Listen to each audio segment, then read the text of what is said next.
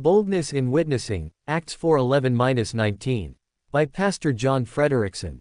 John Knox was a 16th-century preacher, famous for his evangelism and frequently used slogan, "Give me Scotland or I die." Once, however, he was arrested for preaching the Bible outside the church, and was forced to serve many months as a slave rowing on a galley ship. With his spiritual maturity and prayer deepened by his time of slavery, he returned to boldly preach Christ, regardless of the consequences. His fearless testimony was so powerful that the corrupt Queen Mary of Scotland said, "I fear the prayers of John Knox more than all the assembled armies of Europe." We need this kind of boldness and resolve in witnessing even today.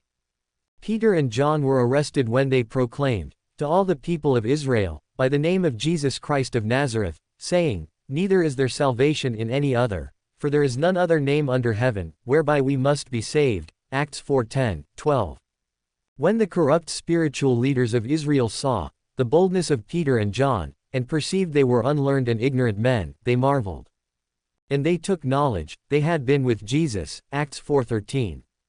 Then Peter and John were commanded, not to speak at all or teach in the name of Jesus. Acts 4:18. But regardless of the consequences, they refused to stop sharing the gospel. Once released from prison, they went to fellow believers and they collectively prayed, asking God to grant unto thy servants, that with all boldness they may speak thy word. Verses 29. Thereafter, they spake the word with all boldness. Verses 31. Boldness is a key element in successfully sharing the gospel with lost souls. Paul told the believers at Thessalonica, "We were bold in our God to speak unto you the gospel of God with much contention." I Thessalonians 2:2. But where did this boldness of these men of faith come from? For both Peter and Paul, it came directly from prayer, specifically asking for boldness. The Jewish saints asked God for boldness, Act 4:29, and Paul asked the saints at Ephesus to pray for him, "That utterance may be given unto me, that I may open my mouth boldly to make known the mystery of the gospel." Ephesians 6:19.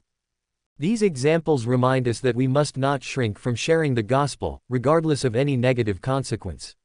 When witnessing, we also need to be much in prayer for boldness on our part, and conviction in those who are lost.